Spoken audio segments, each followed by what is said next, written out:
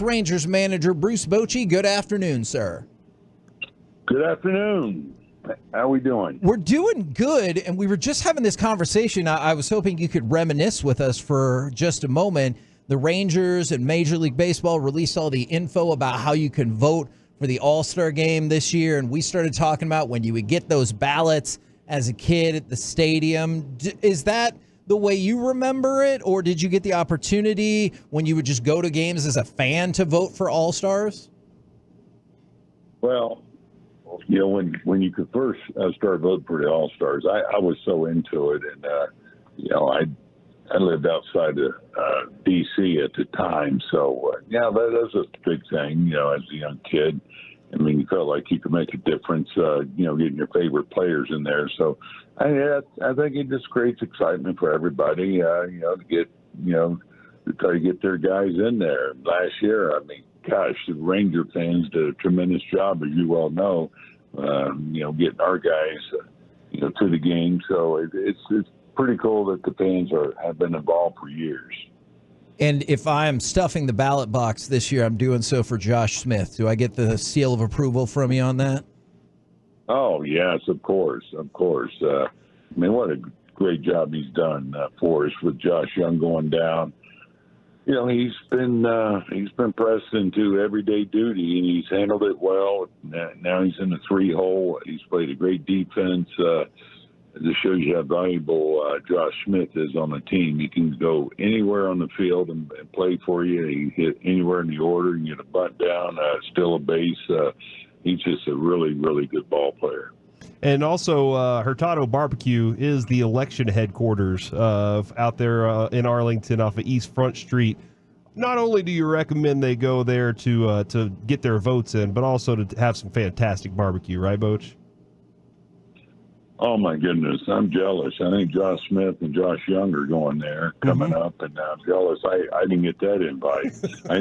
I don't know the secret handshake on that, but I mean, that's as good as it gets. In fact, Bobby Wilson brought me some in yesterday, and it's just so good between, you know, just the barbecue, the tacos, everything. Yeah, it's we actually cater. You know, we get it in the clubhouse here, and it's a favorite. So, Boch, I want to talk about right now your pitching. Over the last 4 games, you've only given up 5 runs. You're 2-2 in those games, but right now your pitching overall, the whole staff, starters and relievers, are doing a tremendous job for you guys to win a lot of games. I can't say enough about what they're doing. You're right. They have been so good. And, you know, Dane wasn't probably as sharp as he normally is, but he gave up 3, and 3, you know, shouldn't be something we can't overcome. But that's probably been the frustrating part through, you know, the last 2-3 weeks is the pitching actually has been really, really good. We're just having a hard time putting consistent runs on the board, or even having, you know, consistent at-bats throughout the order. And you know, going into this, the first 2 games here, I didn't expect to score a lot of runs, but I didn't expect to score 2 here in the first 2 games either. I was really interested in kind of the progress for these individuals, since you were just talking about how good the pitching has already been. Max Scherzer with the live BP, John Gray threw a bullpen, said he was going to find out more about his plan, and then maybe even Tyler Mahle. Where are we at with those 3 individuals? I know they're all 3 different situations. Yeah, Scherzer had a good day yesterday, throwing the hitters, live BP. So when he comes in, we'll check on him where he's at, and there's a possibility that he could start a rehab now. If all feels good, he could go another live BP, but all depends how he feels. So we'll wait on him. John Gray's doing well. You'll probably see him this weekend. Mike Maddox and I will talk about that when he will pitch when he comes off the IL. So all good there. He's checked off all the boxes, you know, filling his position. You know, it wasn't his arm. It was his groin. So all good with him. Now, Mahle's going to throw today. He's going to throw 20 pitches today to hitters. This will be one of 4 that he goes through. And after the 4th one, then he will go on a rehab. So he's got to feel good about where he's at. He has to see light at the end of the tunnel before he's on the mound pitching for us. So I know, Boch, Chris Young was asked this question the other day and said, hey, just specific to our team, he doesn't know how other teams do it, but it seems like your team specifically is starting to maybe go, well, we'll send them out on a rehab, but if they're ready to throw 3 innings, maybe even 4, let's just have them throw the 3 or 4 innings in the major leagues instead of in the minor leagues. Can you talk about the shift in rehabbing guys, especially pitchers, and giving them kind of their, I don't want to say rehab games, but games where they're not ready to throw 80 to 100 pitches and just put them in the big league game? Yeah, there has been. I think that's fair to say, a little shift there to where you say, all right, we're going to have him throw. What's the difference between going down there and rehab, throwing 3 innings, or throwing 3 innings here? And, you have the bullpen, the way, we have it set up. We have a lot of lone guys down there that can help out. You get probably 3 really good innings, quality innings, as we saw with Nate when, he started throwing for us on his comeback. So, I'm good with that. Now, every case is a little different, and also how long they've been out. But for the most part, if it's a guy that he's one of our mainstays here and he's ready to go, we'll go ahead and let him throw here. Now, you're talking about a Scherzer. It's been so long for him that, he needs to go on a rehab. We need to get him built up. So when it comes to your offense, you're above average in Major League Baseball at a 242 batting average and a 692 OPS. So just the numbers in Major League Baseball are down so much. This looks like 1968 in Major League Baseball. So you can be specific with your team, but in baseball in general, why do you think the offense is so down amongst every team, every hitter? Well, I think without question, you're looking at some of the best pitching that we've seen. We're seeing it on a nightly basis, the last 2 games, for example, but really, every night, just not just the starter, but these bullpens, the big arms that are coming out of there, left-handed, right-handed, hitting's never been more difficult than what it is today. Now you look at the information they have and how they can attack hitters, and so it's tough for some of these, especially the young hitters. If you look around the league, the young ones are really struggling because there's such a big difference now between AAA and the major leagues. I think more than ever because the good arm they bring up here, especially the power guys. Hey, why use them down there for an inning throwing 100?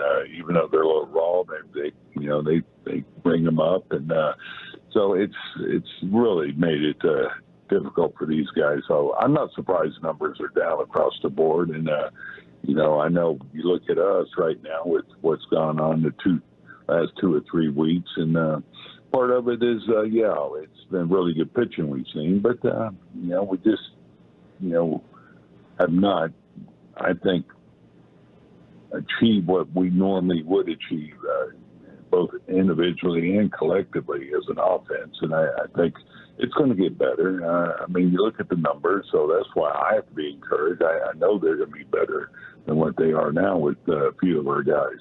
Well, I guess, and to continue on with that a little more, is it just saying, hey, guys, y'all are doing the right things right now, just keep doing them, and the results are going to come, or is there some other secret sauce that you got to pour on this thing?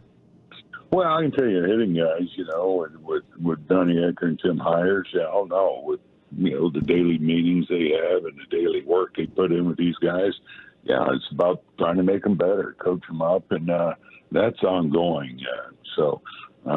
You just can't stay status quo.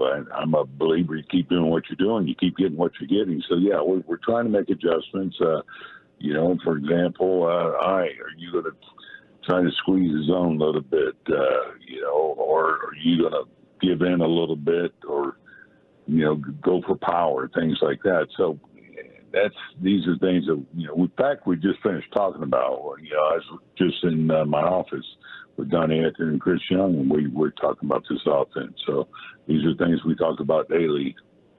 How much more difficult does that make it when somebody like Evan Carter has the setback, and you talked about the stress reaction that's going to delay his return? I mean, these are people that you counted on. Obviously, I know you've been without Josh Young for a while, but then when you have, another problem with Evan Carter, how much more difficult does that make it to put all these changes into effect? Yeah, no doubt. That's made it a little more difficult to put runs across the board. We know how good Evan was when he came up last year, and not just as a hitter, but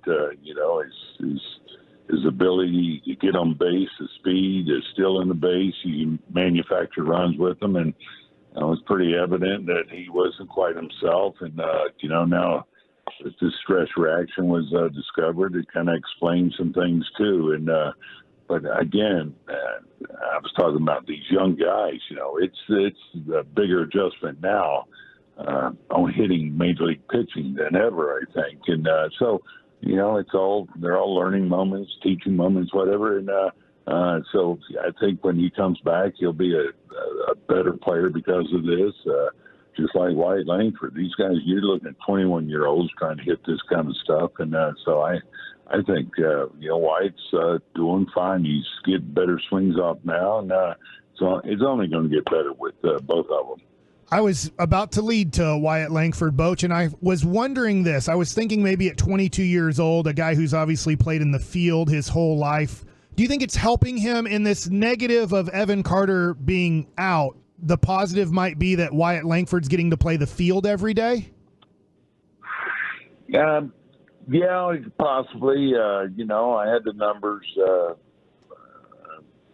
brought to me about him DHing and playing left field, and they're not quite what you would think, but still, I think it's good for him to get out there and not spend so much time in the cage during the game and keep him busy out left field. So I guess you could look at the silver lining on something like what happened with Carter, because he is getting out there. I made a point to get him out left field more, and he's young. Keep him busy, I guess, so to speak. So in between innings, he's not sitting there thinking about that bat so long.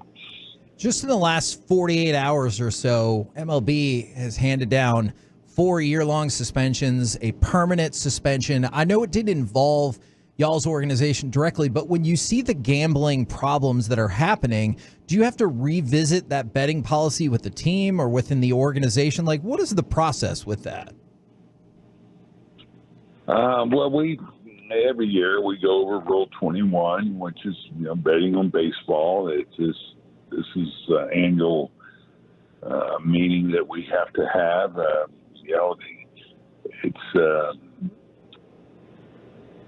I think you look at society now with all the gambling stuff out there. That's what's amazing to me with the issues that we're having. I'm not talking just professional athletes everywhere, and it's just so much more prevalent now than ever. But to your point, I think there probably needs to be addressed even more because of what's going on, and to make sure that these athletes don't go down that route, and they have to know the ramifications if they do. And so I think it's something that I'm sure they're talking about.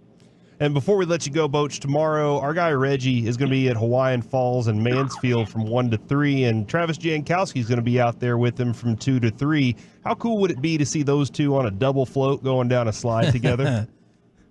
Oh, I'd love it. Yeah, I'd like a picture or video of that. Yeah, it'd be good. We'll see if we can. Acquire that. We'll pass it through Mike and get it to you. Thank you very much for the time, as always, good sir. All right, guys. Thanks. Good talking with you.